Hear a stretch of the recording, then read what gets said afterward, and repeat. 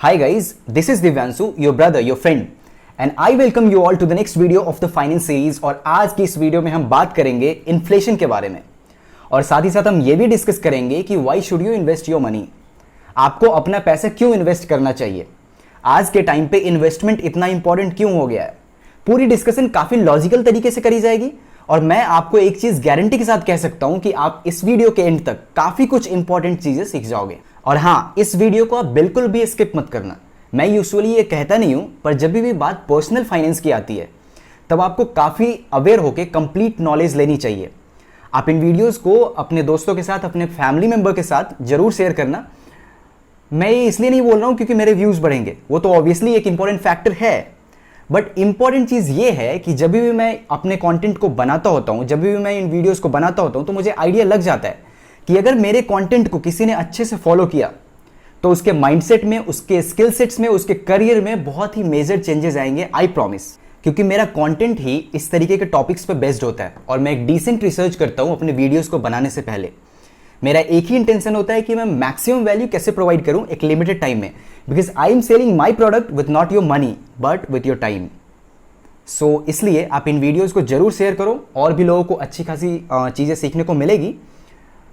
So without any more delay, let's get started with the video. तो सबसे पहले बात करते हैं कि why should you invest your money. आपको अपना पैसा इन्वेस्ट करना ही क्यों है। तो बहुत सारे इसके लॉजिकल रीजंस हैं। आपने कई जगहों पे सुना भी होगा कि अगर आप इन्वेस्ट करते हो तो आपके पैसे ग्रो होते हैं कंपाउंडिंग के थ्रू, क्योंकि आप हाई रिटर्न्स अर्न करते हो, जो कि सेविंग्स के थ्रू पॉसिबल नहीं है। ऑल्सो अगर आपके कोई मेजर फाइनेंशियल गोल्स है, जैसे कि घर खरीदना, गाड़ी खरीदना या फिर कोई बड़ा बिजनेस सेटअप करना, तो वो कंपैरेटिवली आसान हो जाता है अगर आप इन्वेस्टमेंट करते हो तो। Also investment means you accumulating a certain amount of money for a rainy day. मतलब कि कभी कुछ लाइफ में अनएक्सपेक्टेड हो जाए और आपको पैसे की जरूरत पड़े और आपकी अर्निंग सोर्सेज भी किसी वजह से बंद हो चुकी हो, तो उन सारे केसेस के लिए भी आपको इन्वेस्ट करना चाहिए। जैसे कि अभी कोविड के टाइम पे लॉकडाउन हुए थे तो सारे बिजनेसेस, ऑलमोस्ट सारे बिजनेसेस बंद कर दिए गए थे। जो जॉब करने वाले लोग थे उनकी सैलरीज आनी बंद हो गई थी। मतलब कि मैक्सिमम फैमिलीज की इनकम सोर्सेज अफेक्ट हुए थे। अब आपके मन में एक क्वेश्चन आ रहा होगा कि ठीक है यार, हम समझ गए कि हमें अपना पैसा क्यों इन्वेस्ट करना चाहिए और हम इन्वेस्ट करना चाहते भी हैं, पर यार इन्वेस्टमेंट तो रिस्की होता है ना। क्या गारंटी कि हमारा पैसा ग्रो ही हो, हमें लॉस भी तो हो सकता है। मार्केट्स तो ऊपर नीचे जाते रहते हैं और हमने म्यूचुअल फंड्स के एड्स भी तो देखे हैं जहाँ पे वो बोलता है कि investments are subject to market risk, read all related documents carefully. और यार हमने इतने मेहनत से पैसे अर्न करे हैं और हम अपने पैसे को रिस्क पे डाल दें, हम उसे सेविंग अकाउंट में क्यों ना डालें। तो मेरे दोस्त, आप इस वीडियो को एंड तक देखना, क्योंकि मैं बड़े ही प्रैक्टिकल एग्जाम्पल के साथ इसको डिस्कस करूंगा। पर उससे पहले मैं बताना चाहता हूं कि आपको इन्वेस्टमेंट करनी चाहिए सिर्फ और सिर्फ दो रीजंस की वजह से। पहला, कंपाउंडिंग, जिसके थ्रू आपका पैसा ग्रो होता है क्योंकि आप इंटरेस्ट पे भी इंटरेस्ट अर्न करते होते हो। कंपाउंडिंग से रिलेटेड मैंने एक कंप्लीट वीडियो बनाई थी, अगर आपने उसे नहीं देखा है तो पहले आप उसे देखो, सो दैट कि आपको एक क्लियर अंडरस्टैंडिंग मिल सके। और रीजन नंबर दूसरा, इन्फ्लेशन। इन्फ्लेशन मीन्स महंगाई। अगर इसे हम सिंपली समझे तो ऐसा है कि आपने अक्सर अपने पेरेंट्स के मुंह से सुना होगा कि 20 रुपए में तो हम अपने टाइम पे एक अच्छी खासी मूवी देख के आ जाते थे, 5,000 रुपए में तो हमारी एक अच्छी खासी हॉलीडे हो जाती थी। लेकिन क्या आज के टाइम पे ये पॉसिबल है? Absolutely not. लेट सपोज कि आज के टाइम पे आप कोई एक मार्केट जाते हो और 1,000 रुपए का आपने कुछ सामान खरीदा, आपको अगले साल सेम वही सामान 1,100 रुपए का मिल सकता है। इसे ही कहते हैं इन्फ्लेशन। लेट्स से कि आज के टाइम पे आपको एक 100 रुपए की नोट देने से 1 लीटर पेट्रोल मिलती है। आज से 10 साल बाद क्या पता ये 100 रुपए को देने से सिर्फ आपको आधे लीटर पेट्रोल मिले। तो आपने देखा कि आज के टाइम पे अगर ये 100 रुपए की नोट है तो 10 साल बाद भी ये 100 रुपए की नोट ही रहेगी, लेकिन इसकी वैल्यू घट रही है। तो इसे ही हम इन्फ्लेशन कहते हैं। Inflation basically means increase in prices of goods and services year on year. या फिर हम इसे ऐसे भी डिफाइन कर सकते हैं कि inflation means decrease in purchasing power of currency. 1975 में 10 ग्राम गोल्ड की प्राइस थी सिर्फ 500 रुपये और आज के टाइम पे मतलब 2021 में 10 ग्राम गोल्ड की प्राइस है 49,470, मतलब 50,000 रुपये के आसपास। तो आप देख सकते हो कि अगर आपके पास 1975 में 50,000 रुपये होते तो आप 1 केजी गोल्ड खरीद पाते।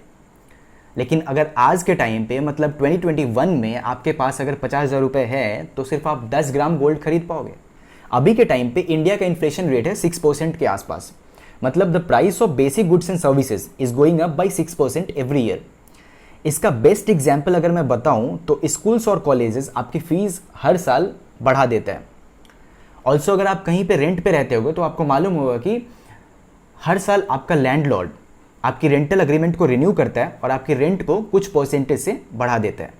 तो आपने देख लिया कि महंगाई 6% के अप्रॉक्स है, मतलब आपके करेंसी की वैल्यू हर साल 6% से कम हो रही है। अभी आपने देखा ही है कि 1975 में 50,000 रुपये की वैल्यू कितनी थी और आज के टाइम पे क्या है। तो अगर आप कैश अमाउंट रखते हो अपने पास तो उसकी वैल्यू तो 6% से घट रही है हर साल। और अगर आप अपने पैसे को सेविंग अकाउंट में डालते हो तो ऑन एन एवरेज आपको 3% का इंटरेस्ट मिलता है बैंक से, लेकिन इन्फ्लेशन तो 6% के आसपास है, तो इस केस में भी आपको 3% का लॉस हो रहा है। तो इसलिए आपको अपना पैसा इन्वेस्ट करना चाहिए, क्योंकि अगर आप सेव करते हो तो उस केस में भी आपके पैसे की एक्चुअल वैल्यू कम होती रहती है हर साल। तो अगर आप इन्फ्लेशन से बचना चाहते हो, इन्फ्लेशन को बीट करना चाहते हो, तो आपको इन्वेस्टमेंट करना ही पड़ेगा। लेकिन एक चीज़, इंपॉर्टेंट चीज़ यहाँ पे नोटिस करने वाली ये है कि इंडिया में बेस्ट सेविंग इंस्ट्रूमेंट माना जाता है फिक्स डिपॉजिट को। और आप जान के सरप्राइज हो जाओगे कि इवन एक फिक्स डिपॉजिट में रखा हुआ पैसा भी इन्फ्लेशन को बीट नहीं कर सकता है, क्योंकि अभी के टाइम पे आपको एक फिक्स डिपॉजिट पे 5% तक का इंटरेस्ट मिलता है, लेकिन इन्फ्लेशन तो 6% के आसपास है। तो इवन एक फिक्स डिपॉजिट में रखे हुए पैसे पे भी आपको हर साल 1% का लॉस हो रहा है। और जो आप इंटरेस्ट अर्न करते हो ना, उस पर जो टैक्स पे करना होता है वो तो अलग से। तो आई होप कि आप क्लियरली समझ गए होंगे कि आपको इन्वेस्टमेंट क्यों करना चाहिए, और साथ ही साथ आप ये भी समझ गए होंगे कि इन्फ्लेशन क्या होती है, इन्फ्लेशन का क्या इंपैक्ट है हम जैसे नॉर्मल लोगों पे। लेकिन एक क्वेश्चन और यहाँ पे बनता है कि इन्फ्लेशन से बचा कैसे जा सकता है। तो इन्फ्लेशन से आप बच सकते हो, पहला तरीका अच्छी इन्वेस्टमेंट करके, मतलब अपने पैसे को ऐसी जगहों पे इन्वेस्ट करके जहाँ से आपको हाई रिटर्न्स मिल सके।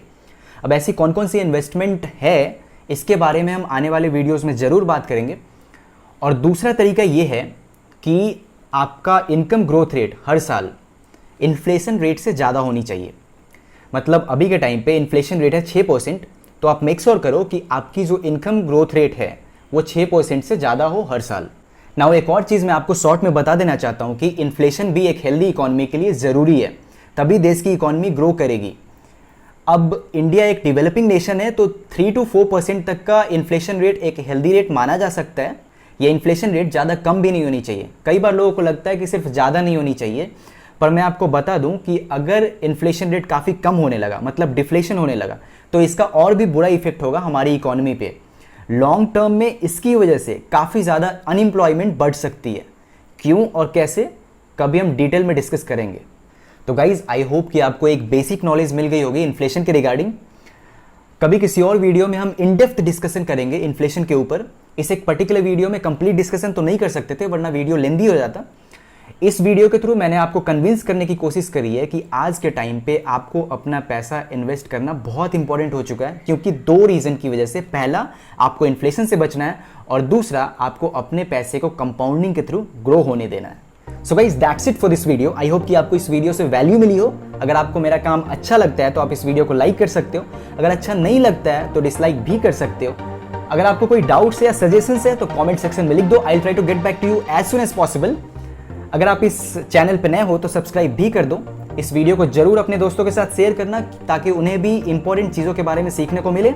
Thank you so much for watching the video up to now. I will see you in the next video for sure. Till then, take care of yourself, take care of your family, be happy, be positive.